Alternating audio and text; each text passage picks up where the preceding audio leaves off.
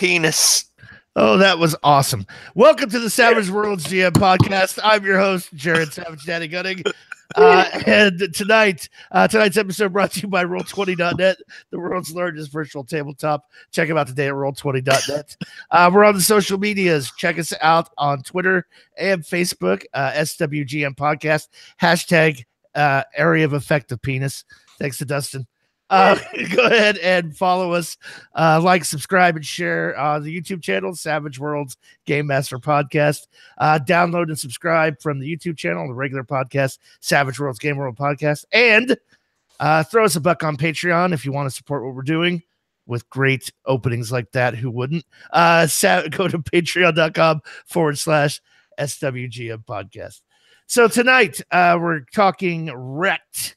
Rekt, in the slang and parlance of the younger crowd when it comes to video gaming.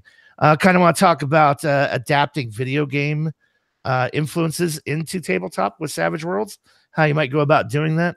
And here to discuss it, as always, Dave, the rules maven Scott.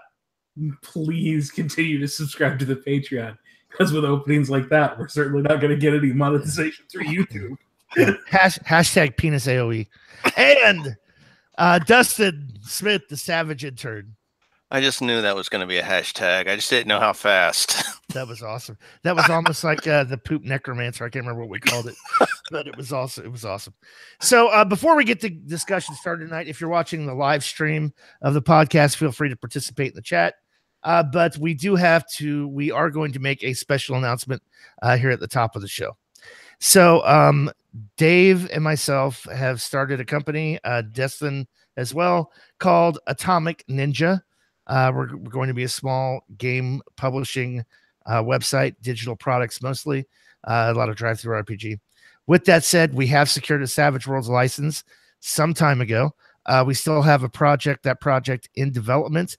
We're coming up on the alpha test phase of that. If you would like to be a participant as a playtester, as a GM or a player in a number of one-shots, feel free to send us an email. You can either send it to savagedaddy@gmail.com or you can actually send it to playtest@atomicninja.com. You can also go and check out atomicninja.com as well. Go ahead, Dave. I just want to point out, if you're a patron of the show through Patreon, you're guaranteed that you'll get access to the test phase. That's one of those things that, anybody who's supporting us in that is absolutely going to be one of the first people to get a chance to test this for us. Absolutely. And there'll be a post on Patreon following the show tonight. So let's go ahead and get the topic and discussion du jour rolling and talk about video gaming influences in Savage Worlds or in tabletop role-playing games in general.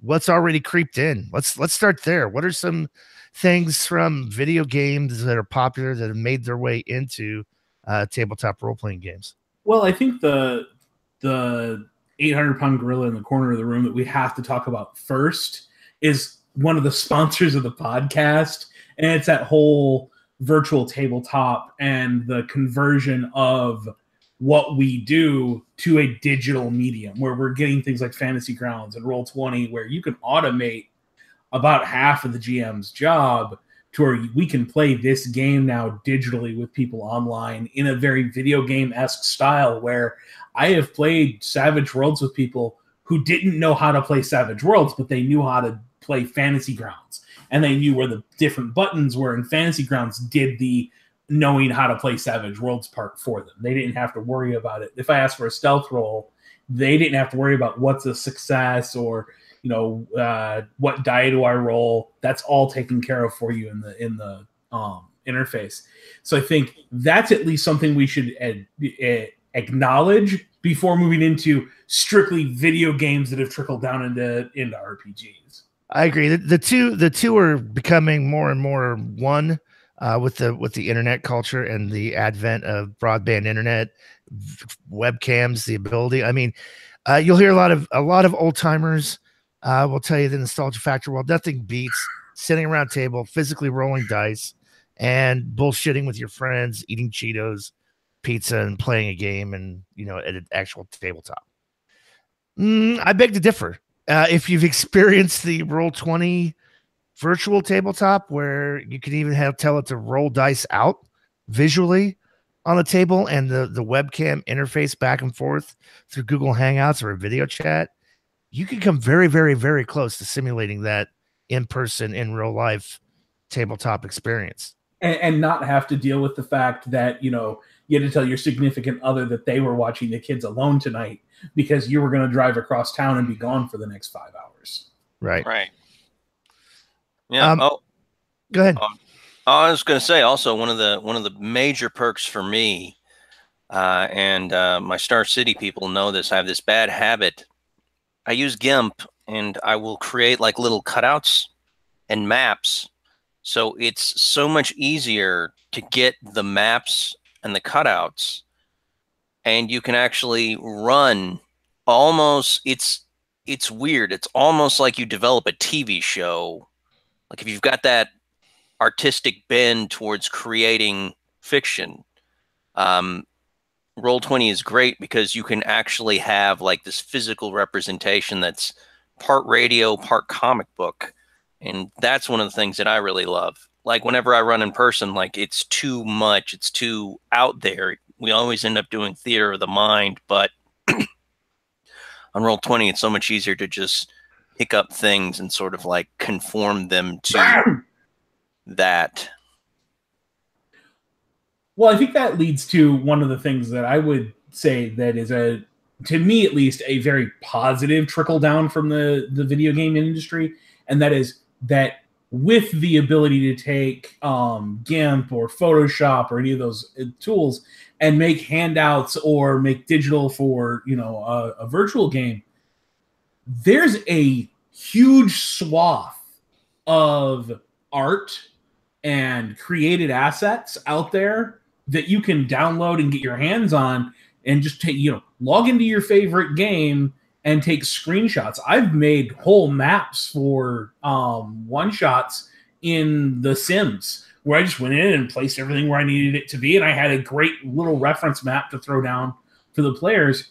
I mean, the ability to do that with those graphics and draw it from popular culture in a way that your players are going to immediately recognize, when you drop, an image of, Darth Vader from the latest video game in there, they know that that's Darth Vader. They absolutely recognize it. And you're taking advantage of professional artists that are putting this stuff out there without having to pay anything as a GM. So I think that's a huge thing to add to, what we've gained from video games into RPGs.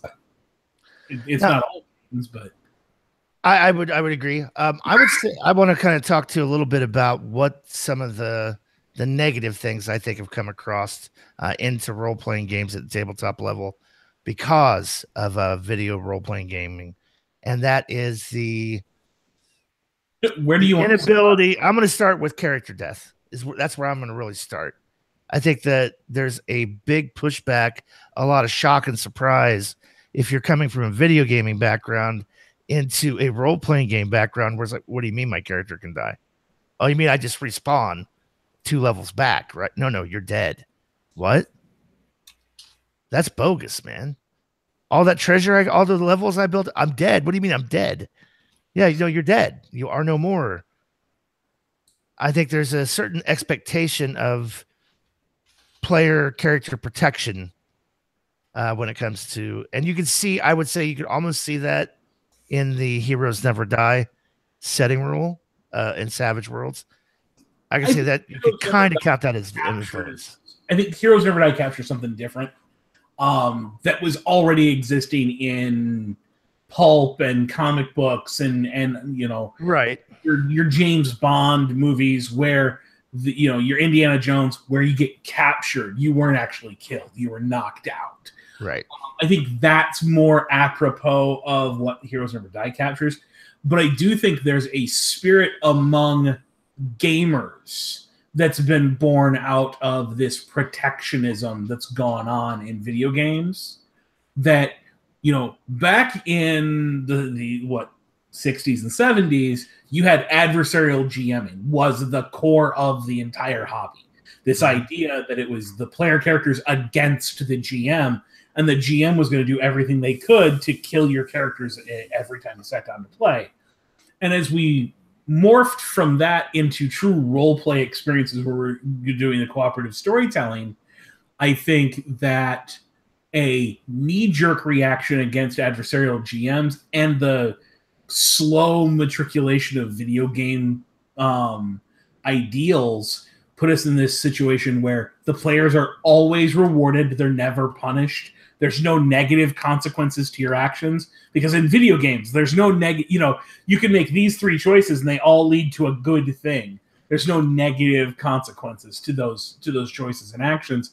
So there's been this slow shift to where people just expect everything they do to lead to them being the penultimate hero, even if they just slaughtered a village full of innocent people to kill the bad guy, or whatever it is.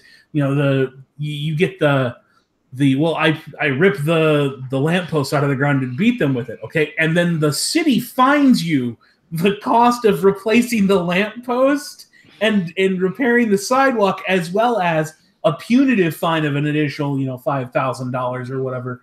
Players immediately balk at the idea of there being these negative ramifications, because video games don't have that. And it's just this kind of overcorrection, I think, from where we started to where we are now. Right. Well, but it makes sense. And here I'll say this too. I'm not poo-pooing respawns and stuff in video games.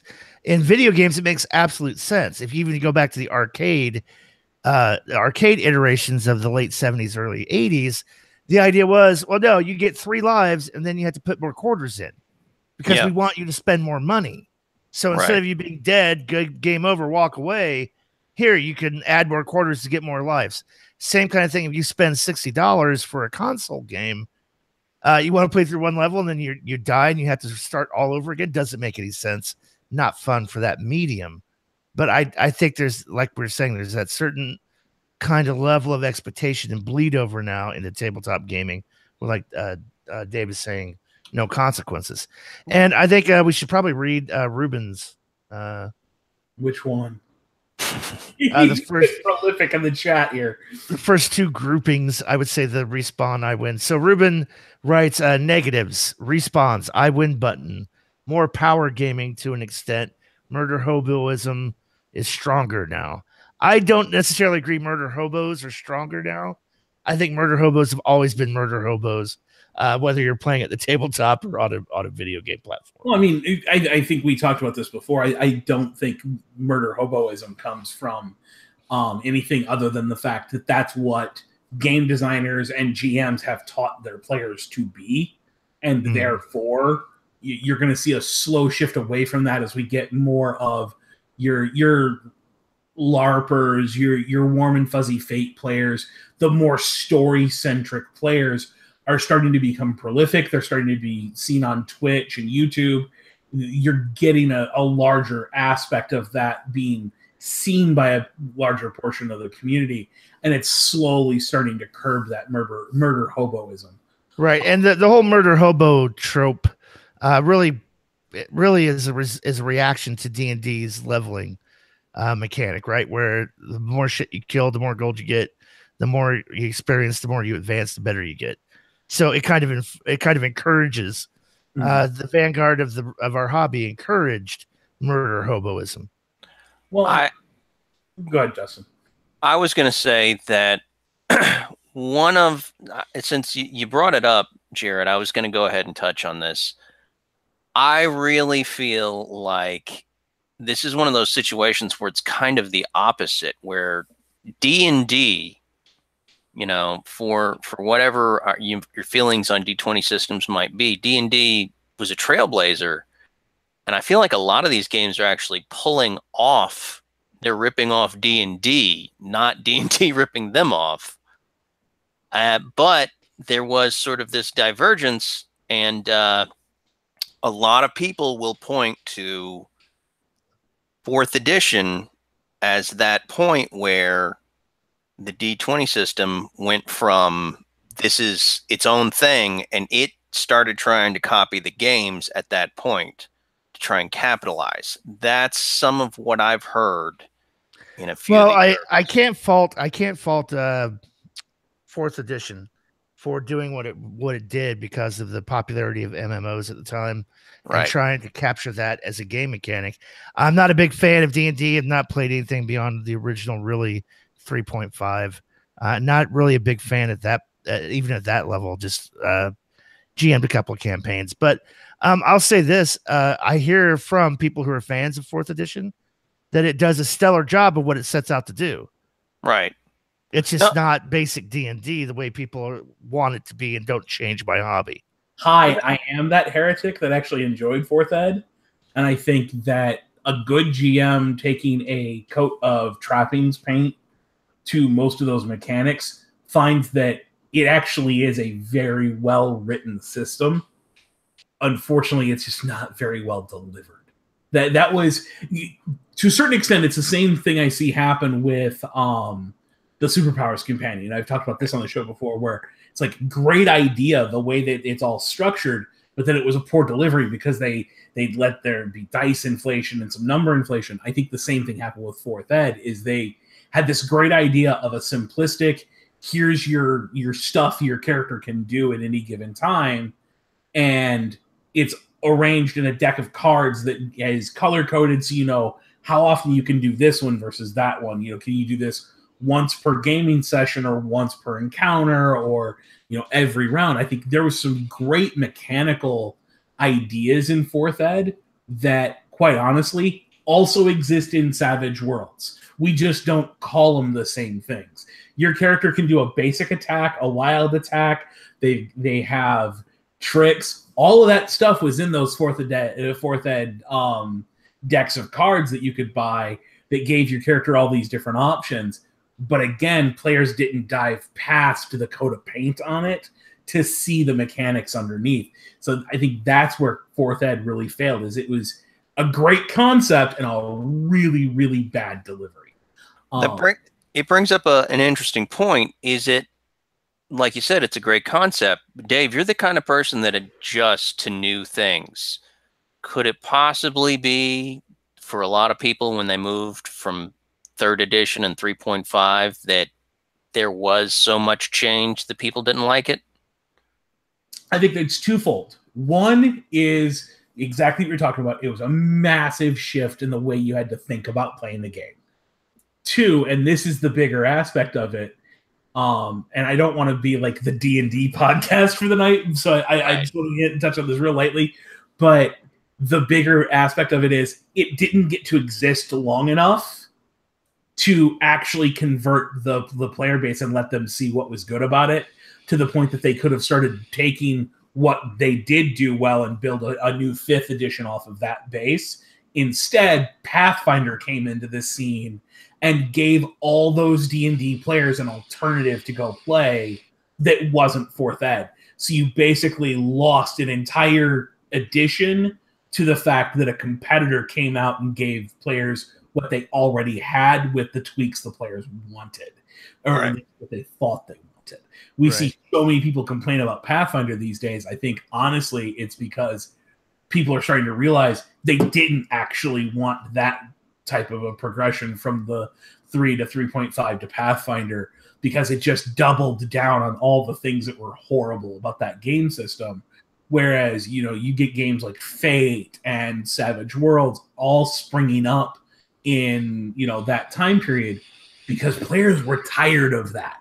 And then they get 4th edition D&D and it pushes them to Pathfinder, which is just more of the same. But it was the only way to still play D&D. Right. That said, Mel Primus actually put one in chat here that I want to touch on. And he said, video game RPGs may have caused more tabletop players to focus too much on the numbers. And you know what? I think he's absolutely right. When you ask a player to tell you about their character, they launch into stats, gear, special powers. Mm-hmm. And that is the paper doll effect from games like Diablo, World of Warcraft, anything where you can hit a button and bring up a character sheet that's got all these numbers filling everything out. Fallout with its pseudo GURPS RPG that's underneath it, since they lost the GURPS license at the 9th Special create their own. Well, no, it was supposed to have been GURPS. It was supposed to be GURPS. Fully on GURPS, and then they lost the license to GURPS at the 9th hour, had to rip all the GURPS out of it and reinvent a new thing, and that's where Special came from. And I just love that because, like, somewhere, like, the people who, like, Steve Jackson's game is probably kicking themselves because they could have been getting that sweet, sweet sweet Fallout money all these years later. Yeah. I mean, they pay in bottle caps, but I mean, the recycling's great. I agree. So a little bit, I would agree that, yeah, the push from video game RPGs kind of influences the min-maxer a little bit more. Puts a little bit more focus on, well, I've got it. You hear this at the tabletop too all the time. Well, I've got a D4 notice. So what? We're playing a role-playing game. Just tell me what your character does to notice something. Don't tell me what you're about to roll. So this is one place where I'm going to say something, again, fairly heretical, but I almost prefer to play with people who've never read the rules. Yeah, to a degree, I agree. To a certain degree, because then you get the player who tells you, oh, I want to do this thing, and it's entirely on you as the GM to tell them what to roll. Mm-hmm. They don't ever think of, wild attack or, well, I've got a D4, so I have to use this skill versus that other skill. You don't get that meta game thought process of, well, how can I use my knowledge skill here instead of being forced to make an unskilled roll? You don't think those moments with a player who doesn't know the rules. So I almost prefer that in that situation because I can completely avoid the paper doll character sheet effect. Right. They're going to do only what's listed. And that's also, again, video games and the granddaddy being D&D that it trickled down from is players get stuck in this mindset that if it's not on that paper doll, they can't do it. Right. I'm gonna share a horror story. There's a YouTube a G+ community player that I used to play with quite some time ago, a few years back. Very big into Star Wars D6, running Star Wars D6, and this guy was so hardcore into. Listen, we're role playing. Let's really get deep into the character motivated role playing of the Star Wars adventure. And it was a horror story as a player to watch the GM basically lose his shit because what kept happening is he would give the party, oh, you come to a door and it's locked. And immediately the player characters would go, well, I've got lockpicking D6. What's your lockpicking? And they would stop the game and start talking about their stats. And to the point where they approached a body in a corridor. There was no drama, no role play. I loot the body to the point where the GM got so frustrated at a certain point, about an hour into the game, they started going, we go around the corner. What do we see? Oh, what do you see? There's a guy standing there at the end with a big freaking diamond over his head. Feel free to go ahead and take all your looted gear to him and just trade it out for some gold, you fuckers. And then this is like ended the game. And I had a similar situation where I had a player carrying around a bag of holding and putting literally every suit of armor off of everything that they killed into the bag of holding to take back to town and try to sell to the local blacksmith. And I'm like, this guy looks at you holding his nose of the gore-drenched smelling of goblin and kobold armor you're trying to sell him and says, I have no use for this. I can never resell it. I'm not giving you anything for it. Because they've gotten so used to that idea, they can just take it to the local town and sell it off, so you loot everything. Mm-hmm. But with that said, I think there's another transition there, and that's that handheld drag you through the story aspect of a video game, because you don't have the true ability to go anywhere and make your own story. Right. In a video game, if I come up to a door, I might have the ability to kick it down, but I might not, because the game maybe isn't designed to let you try that. I might have the ability to lockpick it, but I also, again, might not, because the game just doesn't even give me that option. In any RPG, I don't care what game you're playing, you always have the freedom to think for yourself and do all these different things. But in these video games, there's that tunnel vision. And I think that's again one of those negatives that trickles down to where people start thinking in those terms. But I think to maybe get away from that and talk about something where I think video games hold an answer for something in gaming that we haven't allowed ourselves to adapt to is when you take a look at a lot of the modern either RPGs or these open world games, they have these achievement based things where if you do X, you've climbed to the top of the tallest building, you get an achievement that unlocks a perk or an ability on your character that makes you better at free climbing or something of that nature. And it's a reward based on what the character did within the game world rather than I earned 5 more XP, therefore I can go from this list and pick something out. This actually rewards you based on what did you physically achieve within the game, and here's a benefit that your character gains from that, rather than this kind of backward ass point system that I accrue for these, tasks that the GM decides how many points I'm going to gain for, and then I can pick off this list of options at the end. Instead of, I've spent the last 4 sessions doing nothing but shooting my bow, I get a perk to my archery of some type. Right. I've just been doing nothing but grinding at the tabletop role playing for the last 8 sessions. Give me my 12 XP so I can get in advance. That's one of like the major areas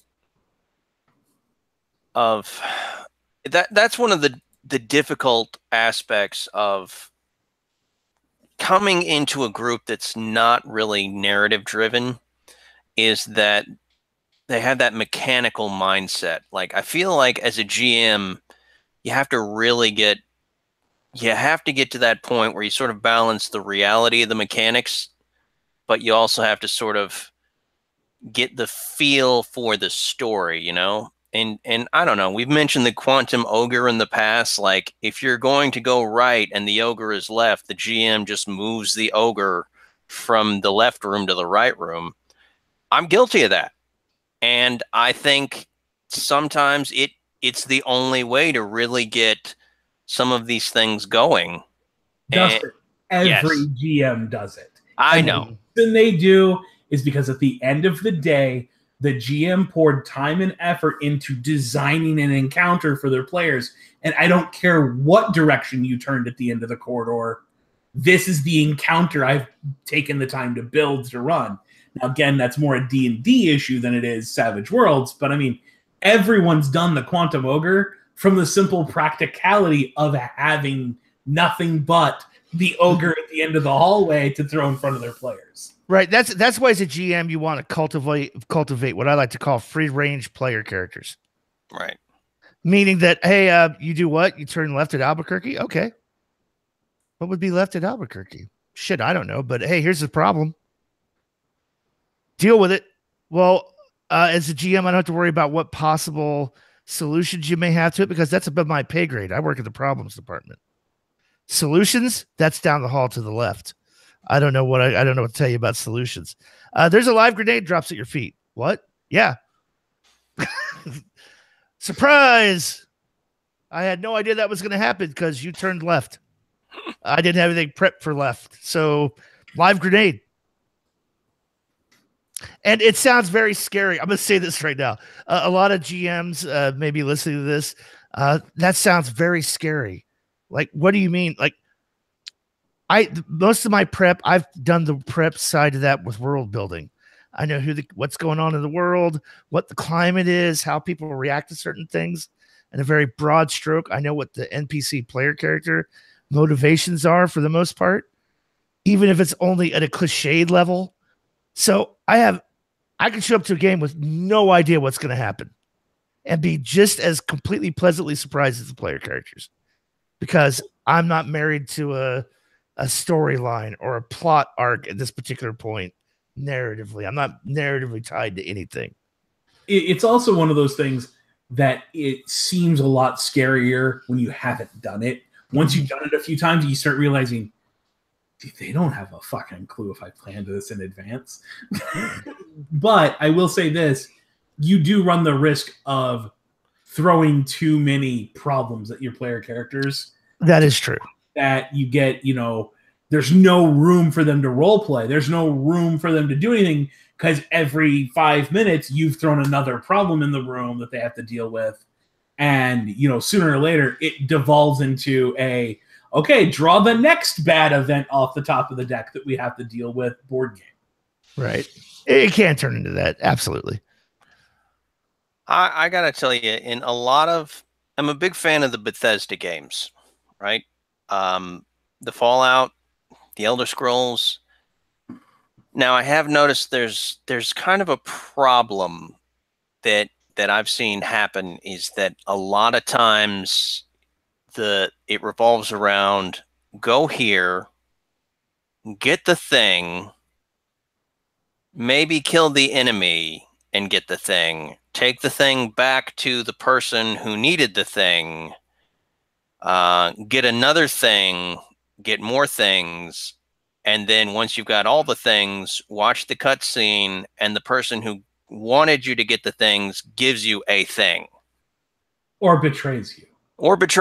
Oh, no. I got to say, man, to this day, if I ever see Stephen Fry, I'm just going to point at him and say, Wheatley was an ass. Well, I think there's an interesting aspect that we can see in video games that we see from every GM. And if you're a GM and you play a video game, you notice where they fucked up being a good GM very quickly. When every time you get to the next person of interest in the game, and then 5 missions later, they betray you, and it becomes this series where you just get to the next person and you say out loud, oh, this is the next person to betray me. you get this sense that somewhere along the line, the GM who wrote the video game's not as good because they don't have that experience of playing a game every single week with their players. So I think there's a certain aspect of we could look at video games through kind of these shit-colored glasses because of the fact that we've honed the skill that we see them trying to use to a fine razor's edge, and we can see the imperfections very quickly in somebody else's work. Well, let's talk a little bit about not necessarily what influences exist from gaming, but let's talk about GMs dealing with sort of some player expectations that have creeped in from video gaming. You see this all the time. Oh, I brought out the big boss and my players killed him. I had a boss battle. Oh, I gave the players a puzzle, and they just stared at there and looked at me like deer to the headlights, and I didn't know what. Oh, it's so frustrating. I tried to do this thing. I tried to do that thing. That works in a video game because of limited choices or it's pre-programmed outcomes that just don't translate to a board or to a role-playing game. I mean, the first answer I'm going to give you is this. One, the big bad should never be the boss. There's not the big bad is not this penultimate fight you're going to get to later, and then they're going to be really horrible. The big bad should be a string puller or should be, immune to something, think Terminator, where, they just keep coming, or think, the leader of Spectre in, the one of the more recent James Bond, where you suddenly get there and find out everything in your entire life has been someone pulling a string that you weren't even aware was a string that held you around. Those should be your big bads. Go for cinematic, story-based big bads rather than these, hit point sponge boss fight.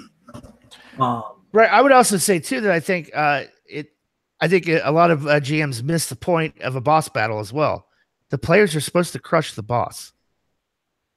Oh, absolutely. They're supposed to beat the boss in order to advance and get past that level. So I think the GM idea of, no, I'm gonna have a boss battle, my players are not supposed to be able to defeat him. What? Well, I think there's something to be said for kind of the ranking system you get in a lot of video games, where you have like the basic minions who are, in Savage Worlds terms, extras, and then you get kind of these lieutenants that lead the minions around. There's typically only one of them in a room, and those are more your wild cards. And then you have the bosses and the mini bosses, which are going to be wild cards with a bunch of extra abilities. But I think at the end of the day, if you try to structure your game around that in Savage Worlds, it's going to be less fulfilling at the table, because it can be just a single hit and they're dead. And yes, the boss is supposed to be there to die, but it should at least be some type of a challenge to you. Right. Or it should have some ethos and gravitas. There should be some emotional thing. I'm going to cite Lethal Weapon 2, I believe it is. The whole henchman, the South African henchman of that being the guy that killed Riggs' wife by accident, because they took out a hit on Riggs when he was a vice cop, and this guy killed his wife by accident, and then realizes, oh, this is the guy I was supposed to kill, and then later tortures him by going, oh, I'm the guy that changed the course of your life, mate, and tells him, I was hired to kill you. Imagine my surprise when I ran your car off the road and pulled back the matted hair of your pregnant wife. And then, oh, you know what? Here, we're going to chain you up, drop you the drink. And then, oh, there's a girl I've been emotionally involved with, and they've just done the same thing to me again. So I'm supposed to have a Mel Gibson moment, essentially, as a character in a role-playing game, and just rage and go on a complete vengeful killing to get this guy. And I should be able to kill him. That's what he's there for. And the problem with that, though, is twofold. One, if as a GM you planned it in advance, it's going to be really hard to pull off. You have to have the player buy-in and all of that. Two, if it's not planned in advance and you just throw the plot twist in that you guys come into the room and in conversation, this guy drops this piece of information about a player character's backstory, that player may take offense at you taking their agency from them for defining who their character was. Personally, I'm a big advocate of, the character gets created through gameplay, not at the time of character creation during session 0. But with that said, it is something you want to think about before having that moment. But I mean, I think it works better in the fly by the seat of your pants style, where I give you a puzzle that I don't know the answer to, or I have a big bad that I don't know how he's connected to you. But in the end, I'm going to find a way. Or in the end with the puzzle, you're going to tell me the solution you came up with when I tell you, you walk into the room and you see a pillar in the middle of the room with 3 chalices on it, 1 in silver, 1 in bronze, 1 in gold. What do you do? And then let your players run with it, and they will say a whole bunch of stuff to each other, and you can decide what you want the ultimate, resolution of that puzzle to be after you've introduced it. Because if you introduce a puzzle, this isn't a video game where you can control all the clues and all the mechanisms that they have. You may introduce the puzzle where it's a pillar with 3 chalices on it, and the players just walk up, take out their, sword of smiting and cut the pillar in half and destroy the puzzle, or they blow open a wall. You don't know what the players are going to do. So don't put the time and effort into creating these elaborate things. Well, I mean, let's be honest. If a player has the divination power, puzzles kind of go out the window at that point. Oh my gosh, there's this riddle that we have to solve, or else we're all going to be poisoned. Let me ask my god.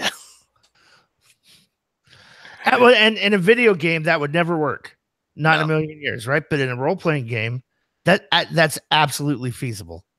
That's part of the thing. It's like there are certain things in video games that the developers know that you should be able to do it because you can do it with any other NPC, but you're just suddenly not allowed. You know, like, okay, why is it that I can't bring Sturgis along to fix things up? Why do I have to go to Concord before I get Codsworth to be my companion? You know? Well, I'll Those give kind you of things. a fairly famous example is in Final Fantasy VII, you get to the point where the main healer, Eris, and love of the main character dies in your arms in a giant pool. It's this massive cinematic. Everybody loves this moment. It's that heart-wrenching gut punch of the entire game. It's the emotional center of the game. And yet you have this item in your inventory in that game called Phoenix Down that can bring the bitch back to life in a fight, but it can't bring her back to life in a cutscene. You can't do that shit in an RPG. If you're sitting at the table and you narrate the big death of the allied extra, and then the player says, oh, well, I walk over and resurrect them, and they have that ability, there's shit you can do other than have them roll some dice to see what happens. Because Right. you can't just ignore the rules that you've set up as the way the game works to have these poignant moments the way you can in a novel or in a video game, Right. because you don't have that ultimate control over what their reaction to something's going to be. Right. Unless you pull out the old GM fiat stick and beat them with it. But in that case, to me, that's lazy GMing in some cases. And the players are going to balk at that. Dude, dick move. What are you doing? I don't get to roll shit. What the fuck are you talking about? In the Eris situation, it adds like insult to injury because you spend half of the game building her stats and then she's just taken. And you don't get those stats back. Well, and I mean, the other aspect to look at to a certain extent from what do we see in video games that's a pull from tabletop is for those people who are still playing those old school games, we see video games now coming out with hardcore modes where it's permanent death. If your character dies, you don't respawn back at the beginning of the level. You lose every freaking thing and you start over from scratch. Mm-hmm. And that's a definite pull from older RPGs. And at some point, we'll see people say, "Well, how do I replicate that in my tabletop?" Make Dark them Souls make a new character. Yeah, no, like gritty damage, start at 0. Yeah, like if you want to play Dark Souls, I would say there's 3 things you have to do. You have to do gritty damage, absolutely. Players start at 0 if they die, and then the third thing would be you have to be able to roll, I'd say, athletics to dodge bigger bosses, but they would be doing like mega damage. Like with Dark Souls, you have bosses that are gargantuan level, and all they got to do is hit you one time. So if you want to capture the feel of that, then really you would have to just say, okay, this fighting attack is more like an area of effect. So you have to roll athletics to get out of the way. Well, and you also have things like if you're building an NPC in that regard, a couple things to keep in mind is you're the GM and the rules don't apply to NPCs. You can make a character who does, strength plus a D8 plus 12 as their base damage for their longsword. And just that's what that character does. And the reason is reasons.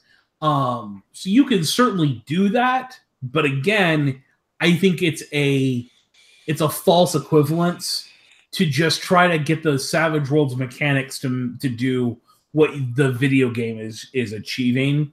I think the bigger thing to do is to take that step back and go, well, what's interesting about that world, and then capture that, and then play Savage Worlds in those Savage Worlds in the IP of these different video games. I mean, take a look at things like World of Warcraft has almost 20 years of creation that's gone into that with professional writers. The same is true of There's all these different Knights of the Old Republic Star Wars games that creates an entire Star Wars world that's separate from anything that's seen in the films, but it's got, professional freaking novel writers as writers that have worked on it. Mass Effect is a great example of this.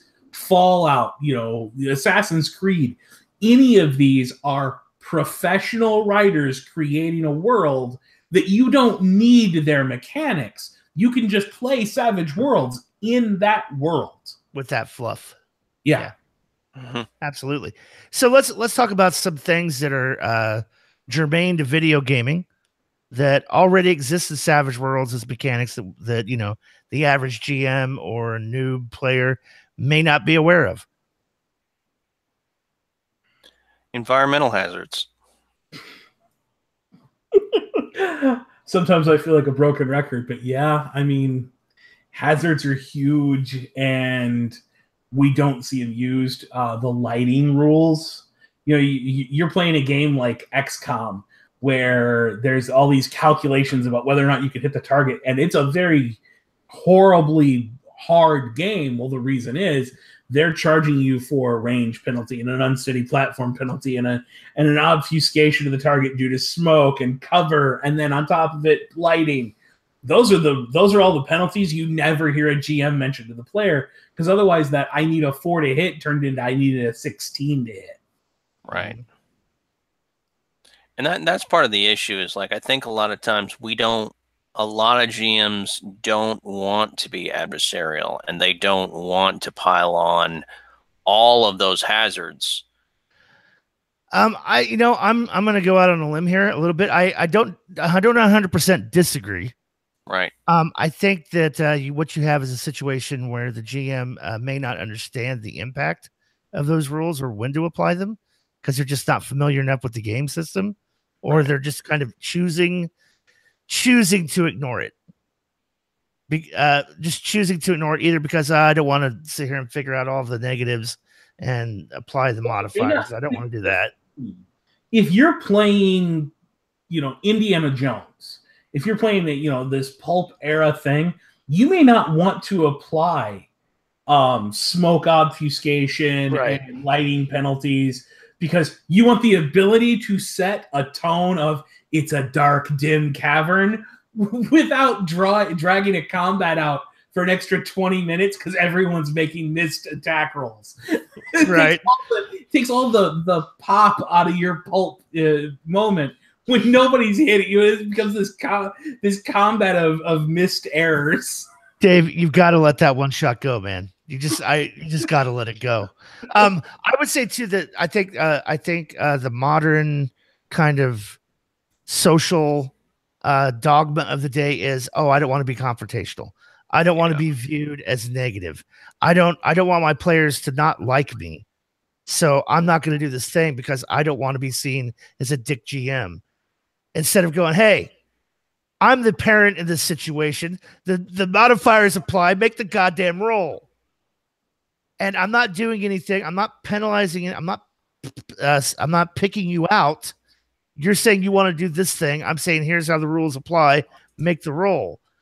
Sorry if you don't agree with it. Make the roll. And I don't think a lot of GMs necessarily want to step into that confrontational role with players. So I think a lot of the rules kind of go by the wayside because of it. And there's different ways you can bypass that too. Like in our Friday night game, there was this moment where a player character's got a fully automatic weapon and rolls, a critical failure. And the immediate question is, well, what do you mean they turn, 90 degrees and shoot me? Well, the answer to that is not, well, that's the ruling. They rolled 2 1s. That's what's going to happen. It's, they squeeze the trigger and the gun jumps wildly in their hand and they overcorrect and pull it down and to the left and they shoot you in the foot. You have to be willing in the moment to fly with a description that makes it cinematic and interesting rather than the gamification of it. Right. Oh, well, you drew a club, make the roll at an additional -2 or we failed the dramatic task. Well, okay, but what happened? Right. You failed. you put a shot through the lock and open the locked door, and in comes spilling the horde that you were trying to hold back, or whatever the situation is. As a GM, you have to be willing to make those moments stand out, because you don't have the ability of relying on a video game to do this cool graphical thing on the screen to tell them that that's your job, is to be the cool graphical thing. Right. Well, I think also too, the thing that's overlooked is bennies to soak wounds. That's a huge video game influence of, I'm taking damage. Oh, I'm gonna take the healing potion drink, or I'm gonna hit the stim button on my controller to boost me up a little bit more. I think the idea that the incapacitation table is one of those things too, where it's you don't necessarily die.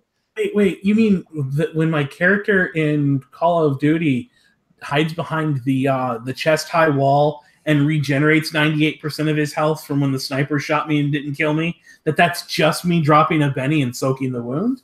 Yeah, why not? Why not? That exists, right? I would say bennies, and I'm going to channel Jamie Peterson a little bit here in case he's watching. I understand why some GMs see bennies as an I win button when it comes to, nope, I don't like that result. So I'm going to enter the cheat code, and I'm going to try again by re-rolling. It's kind of there. It really is kind of built into the mechanics. It's a very meta game rule for a role-playing game. Kind of built into the core, and it's just like, hey, you have to accept it. And guess what, GM? You got to come up with a narrative explanation of, holy shit, you just took 5 wounds. How do you not have 5 wounds?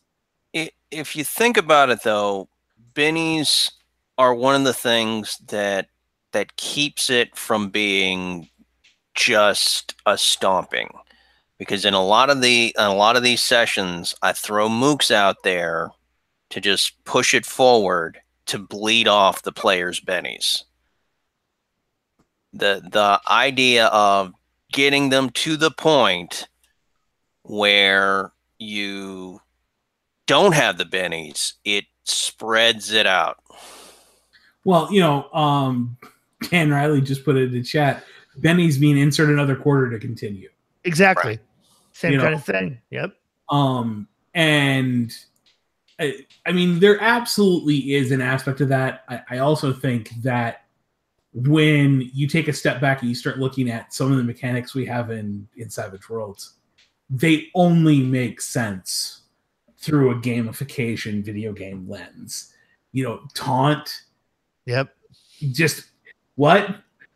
Why is it that taunt affects one person only, and it causes them to take a penalty on the next action round, right, for one round? It's not, it doesn't have the typical effect of making them upset, which is what it should have in a role play situation. Is right. I taunted you, it makes you upset, or I shame you, or I intimidate you. No, taunt just makes you unsteady and you take a penalty. Right. So there's a certain aspect to it that you can, when you look at the mechanics, you can see the gamification of it. I say edges are special combo moves. If you're gonna try to kind of really, they change the way the game works by giving you bonuses to certain things or not bonuses. There's special character combo moves that belong to that character solely. I mean, there's a lot of video game influence. You could look at through the lens of video gaming influences in Savage Worlds and see it. I would say too that dramatic tasks are cutscenes. Sure. At least that's how they kind of should be. Or QuickTime events. QuickTime, yeah, they are really QuickTime events. Press left on your controller at the designated time.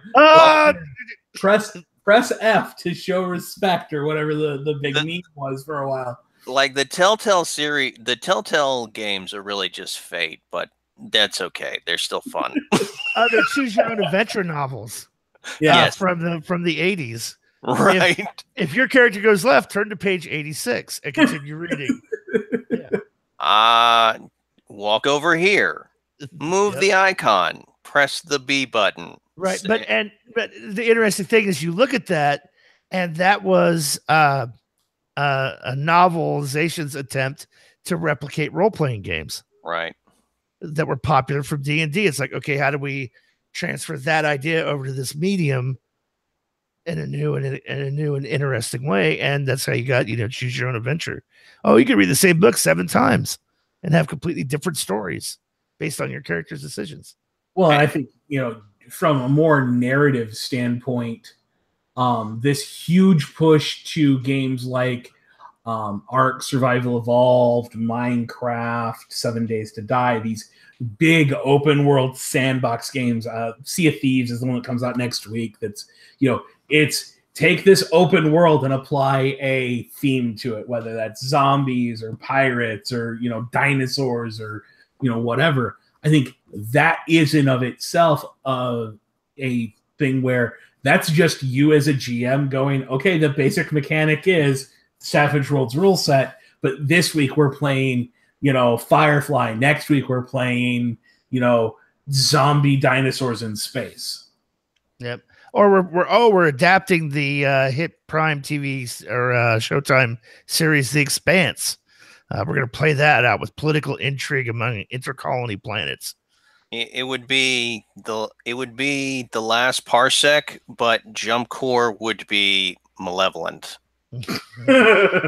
Jump Core would be Martians. Would be Mars, the Martian army. The thing that gets me, I'm just going to go off on a tangent here. Why is Jump Core so damn altruistic? They're like, yeah, we love you guys. We're going to help you. I am going to go with the idea that they're not. That what's happened here is that PEG is pulling an end run on the players the same way Jordan Weissman did years ago with Comstar in the Battletech universe. Comstar was this all-powerful, pseudo-religious technology giant that gave everyone equal access. And then at the end of the day, you come to find out that they've been behind the scenes doing all the evil shit for, centuries. That's, I think, where Jump Core is going to end up somewhere down the road. or maybe Jump Core is a tongue-in-cheek version of the ad inserts in oh god, I'm going to draw a complete blank. Universal Soldier, Starship Troopers. Thank you. Would you like to know more? It's all propaganda machine. Yeah, I could see that being the case, but anybody who's played The Last Parsec, it is the most altruistic company in the galaxy to work for. Like they're a profit-seeking Starfleet, right? Yeah, pretty much. There you go. But they don't screw you over. It's not like you're dealing with Ferengi. Like, take a shot, folks. Star Trek reference. Oh, so if we shots for Star Trek and Star Wars references, we would not have an audience. They'd all be dead from alcohol. Well, I would also say too, like the abstracted chase rules are very much a video game idea and concept when you break it down. It's not about inches of movement on the tabletop. It's about fast action cutscenes for dog fights, and especially World War II or Star Wars TIE fighters and X-wing dog fights. But that being said, you really, really have to drink the Kool-Aid when it comes to the chase rules to run them properly at your table, and all your players have to really buy into that. Don't focus. I would almost say draw cards and never refer to them, and just narrate what happens based on that, and don't explain any of the rules. Just go with it. You want great cutscene fodder from video games to Savage Worlds? You can't do any better than an interlude. Yeah, I'm just gonna throw it out there.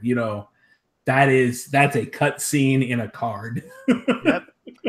In a movie kind of sense, you could run interludes as flashbacks. Absolutely, do that as a complete flashback sequence that the player character's having in the middle of a combat. Yeah, I loved Scott's idea for that. Yeah, you guys are shoulder to shoulder, back to back, and here comes the horde over the horizon. This reminds you of a time when you were in a similar situation. Why don't you tell me about it? And it's a very inventive narrative use of the rule mechanic. So let's kind of step out. I want to like take the last little portion of the podcast here and sort of step out and let's file some serial numbers off something. Let's say that I wanted to play. Let's ask this question. If I wanted to adapt a video game, how do you go about adapting a? Because most video games are single player. Mm-hmm. For the most part, most role playing games are multiple player. How would you adapt something in that mode from video game over to Savage Worlds? Any ideas? Just off the cuff? Well, I mean, the first answer that comes to my mind is the same way you have to adapt it for movies, books, TV shows, because quite honestly, it's very infrequent that you get any of those that do an equal amount of time on 5 characters. True. Across that are all the main characters and are all working together all the time. You know, even if you take like a Game of Thrones as an example, where you've got main characters throughout. The problem there is you're running 7 different games. One night, you've got a different player coming over to your house every night of the week to run their session, so you can run the next, so you can tie it all together in a big meta plot. 3 months from now, everybody has to be here on Saturday night as we have the season finale. Right. But I think that's the first thing is just treat it the same way you would treat any of those other properties. When you're converting them, don't try to lift their storyline because their storyline's written for one character. Lift the themes, lift the tropes, lift the world, and build around that for your players. Let's say we were going to adapt the concept of the respawn, and I was going to bring that into Savage Worlds. I would say once your character is incapacitated, you basically start the session over. You take one scene back. They start with 3 fresh bennies, full health, everything else, and then you just run. You give them another bite at that apple. One of the things it's already there mechanically is that if somebody dies, they don't die; they just get incapped, and then they come back. Like they come back walking wounded, or they come back lame. Right, but we're talking about a basic video game where I've just been fracked. Right. Yeah, but I can come back in the middle of the same fight because fully healed. Yeah, I run back from the spawn point. Yeah, right. So I think you could totally do that in Savage Worlds very simply just by refreshing everybody's bennies and health and gear and go, there you go. See, and I think I would go a different direction with that. I think that if you died in this, drop a Benny to respawn. It's probably the way I would do it, and that's your lives. You have that little lives counter up in the upper right-hand corner. You could drop a Benny and just respawn, kind of replace that as a soaking rule and just drop a Benny automatically. Yeah. What about the players that run out of bennies, though? They ran out of lives, and they don't get to come back until the next scene. If they get to come back at all, maybe that's a con game where you start them with double the normal bennies, and you have bennies spread throughout the thing with different things they can do, and obviously role playing their hindrances. But if you run out of bennies, you're just done. You've become a member of. You've been promoted to audience. or all 5. Here's an interesting idea: all 5 player characters have to complete the scene in order for it to be a save point. Otherwise, if one of them dies, they all go back to the beginning. Yeah, you could have as soon as any one player character drops, the scene resets because you lost a core party member and have to redo it. I think you didn't reach the save point. Oops, sorry. Well, I think another interesting thing, if we're going to draw that heavily from video game style of things, that would be very interesting is this new thing they've been doing where when you die, you become a monster that's now hunting the other players. Yeah, Right. that's an evolve. You know, yeah, that's an evolve. It's these they call them non equitable games or something. I don't know, but it's this idea that it's like 4 people like up against 1 player character that's hunting them, and then every time someone dies, they become a zombie or another deadly creature or whatnot that is also now hunting the party. Right. So I mean, you could do as a present it as a concept to your players as a mini campaign of, hey, you're all sucked into a video game universe. And then just start reintroducing those tropes from like the flat tabletop Donkey Kong type adventure stuff to, God, I hate to say it because I'm dating myself, but the Tron video arcade game with the light cycles and all those levels and ideas. So I'm just saying that perhaps you need to go download Steam and play some more recent video games before we tackle this topic again. Not a video gamer. We'll say that. You maybe reference a game that came out after 1978.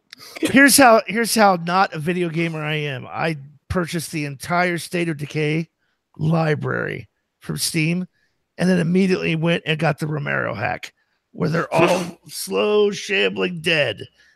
Hey, to be fair, State of Decay was a great freaking game, and the sequel comes out like this summer, and the best part of that is you can actually play with your friends now. So I think that might be something that I end up losing a lot of hours of time to this summer. Oh yeah.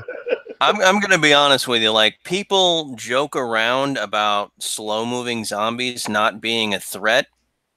If you give them the option that every time it's someone else's turn, the zombies can move 1 space, then you'll start to see that attitude change really quick. Because here's the thing. People, like, if the zombies can only move 1 space, but they're considered a horde, so they get to move 1 space every turn, people start having to do math, and then they really panic. Well, here's the thing that people do not calculate. So let's say we're going to play Savage Worlds and we're playing zombies. We're playing slow shambling zombies. Okay, you're out in Iowa on a cornfield, nothing but just farmland, clear farmland, no trees for miles. Okay, there's 20 zombies. Big freaking deal. They're basically sleepwalking. I can outrun them. Great. Here's the problem. I'm going to start making you make vigor rolls for fatigue and thirst and hunger. Guess what they never have to worry about? Any of that. Dump.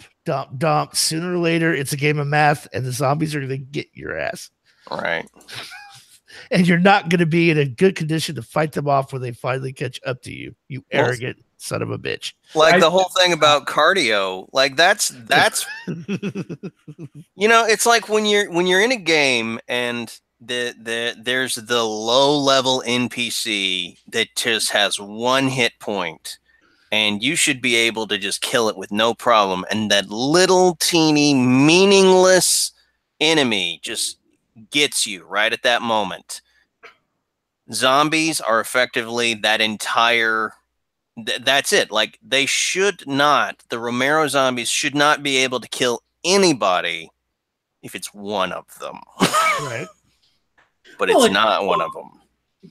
I know with the ones that Jared redesigned, they don't have a smarts die, and they don't have fighting, because they literally will just walk up and try to grab you. They're not even trying to, they're not using combat tactics. They don't have a parry. There's no defense mechanism in a zombie. It's just arms out, waving at you as it closes.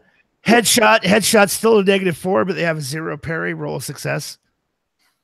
But Carlin Kendrick posted something in chat that I think is Burger because he wants to see Jared write up Savage Burger Time, and I mean, one of the things that'll be available to patrons is actually Savage Pizza Delivery in Space. What is Burger Time? You're a fast food worker from like the 1970s or 80s arcade machine Burger Time. Okay. I gotta say, I think the first time it came home and an in-home console was the Atari. And notice I didn't put any numbers after that. The original fucking Atari. Right. wood paneling. Platform gaming. The wood paneling on the top of the console. Oh, hey, listen, you got to understand something about the 80s. You have to understand something about the 80s. Okay, ladies and gentlemen, listen to Grandpa Papa tell you a story. Back in the day, technology and media in the form of anything that was a radio or a television was built, it was built into furniture. You didn't have a TV, you had a console, and it was basically a end table, big end table with accordion doors that you opened. 3.5 feet tall. Right, because how dare you just have a ugly metal box in your house? How gauche?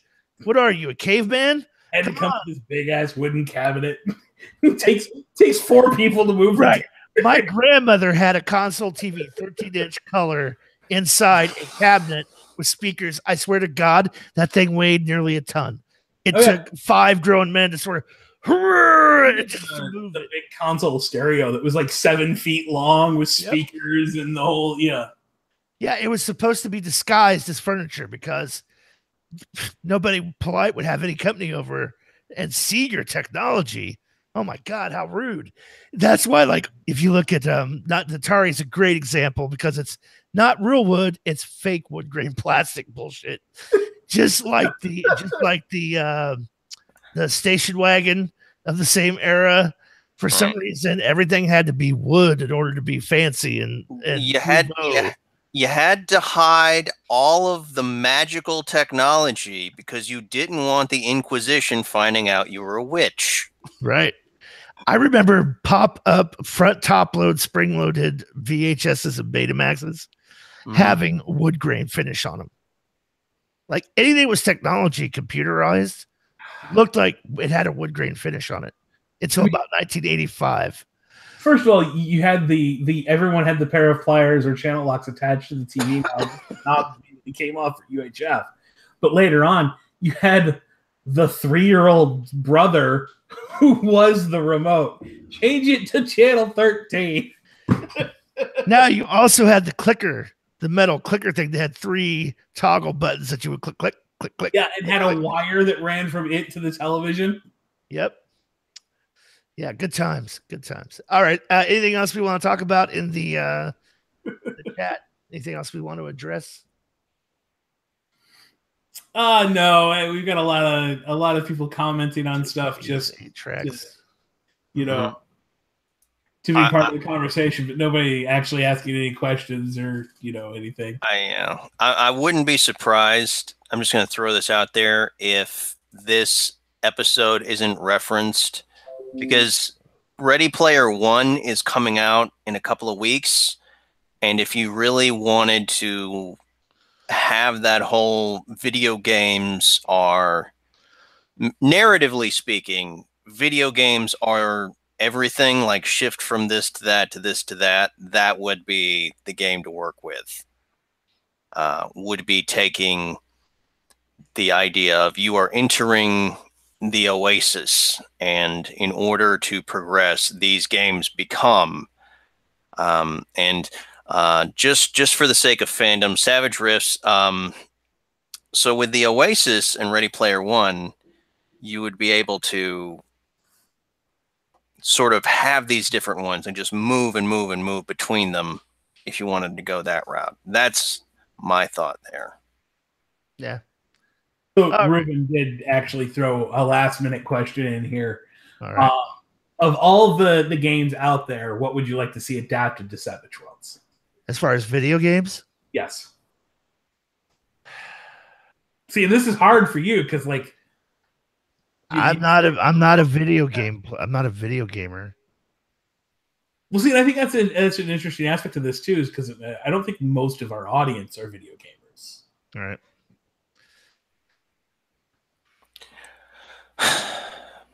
Dustin, I'm assuming it's something from Bethesda.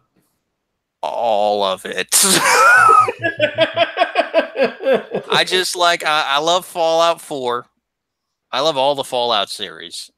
And Elder Scrolls. I've actually been playing an Elder Scrolls game with some friends in person, and that's been fun.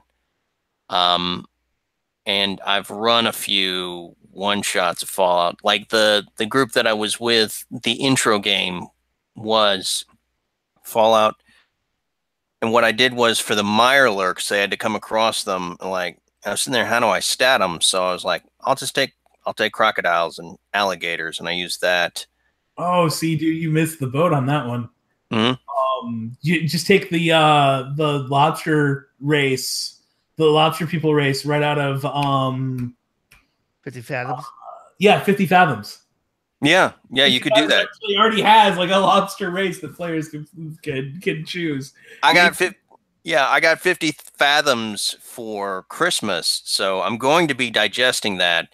And for the record, I started mine before I found out about 50 Fathoms. So there we go. I guess if I had to pick one game out there, I would go with the one I talked about a bit in the green room. That's the Assassin's Creed IP, because that's such an interesting world that they've kind of melded together, kind of this ancient magic from a progenitor race with all these different time periods that you get to play in, and then also having a modern story laid over top of it that ties it all together. I think that IP is just a rich world to play with, especially since it's pseudo-historical. They take kind of historical time periods and then completely fuck with them. And I think that would be interesting, a la, like the Deadlands universe or the Weird Wars universe that already exists. I think that would be an interesting way to tie something together.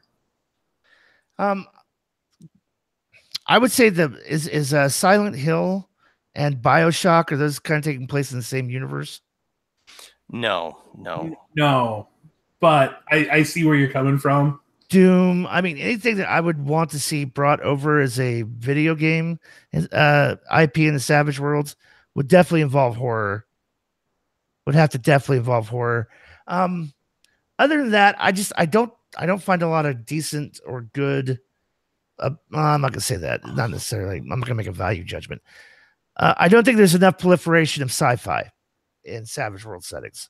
So something like Deus Ex Machina, I think would make a very interesting setting if it were played more towards the action Hong Kong action theater tech noir aspect versus the whole very crunchy metagamey. Let's run all the numbers.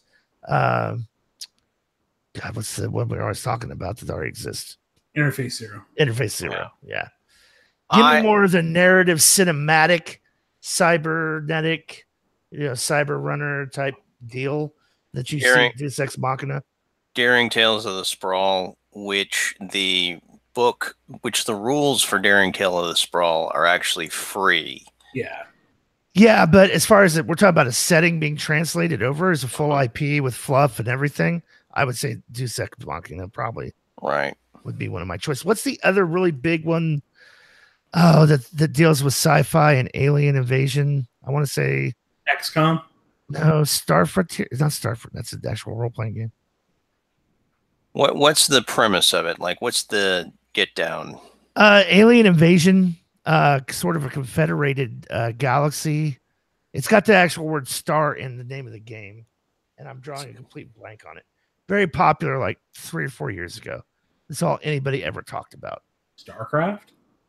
Is it StarCraft? That's kind of the World of Warcraft sci-fi thing where they basically took Warhammer 40K and made it 3 races and all kinds of stuff, and that's been popular for quite a number of years. But I'm gonna tell you this: if you ever decide to try and convert Warhammer 40K, just skip the middleman and go right to the Superpowers companion. Yeah, honestly, I think if you're going to go the whole invasion thing, XCOM would be a great way a great direction to go, because that is a giant gritty damage fuck you to the players right from the jump. You're invaded by an alien race that's vastly superior to the players. Mass Effect. Mass Effect, yeah. I thought that was an interesting IP world. The interesting thing with Mass Effect is, yet again, you had like Drew Capuchin and a couple other like actual novelists that wrote the fluff for that. That's the reason, like I said, I think there's a lot to be gained from not turning up a snobby nose of, oh, those pitiful video games, and going, no, like there's people who make an entire living off of just writing novels set in the world of that video game. Right. That means it's a rich enough experience to bring to your players. I'm gonna redact my statement. Mass Effect or Gears of War. I'd like to see Gears of War brought to Savage Worlds. Hey, I mean, anything that attaches a chainsaw machine gun. Come on. And then hands that to a player character and lets them cut their own leg off with it by rolling a natural 1. Yes. So just for that, it's really just a bayonet. You take a bayonet and you add the chain feature from the Sci-Fi Companion. Yeah, it does. We talk all day about how to easily do it with the core rules. That's not what we're talking about. We're talking about somebody getting the license for the IP and bringing it to Savage Worlds. Carlin Kendrick can go jump in a fire. I'm not even dignifying that with a further response. I gotta go see what that is before I give the I'd agree with that. With that said, Gritzmas is coming up soon. Oh my gosh! I will say that. You know what? I gotta say, whoever decided to play Drizzt, kudos to you. You did a great reskin of Elric of Melonbone. And on that note, until next time, this is your host, Jared Savage Daddy Gutting, for Dustin, the Savage Intern, hashtag penis AOE, and Dave, the Rules Maven Scott, saying keep rolling and stay savage.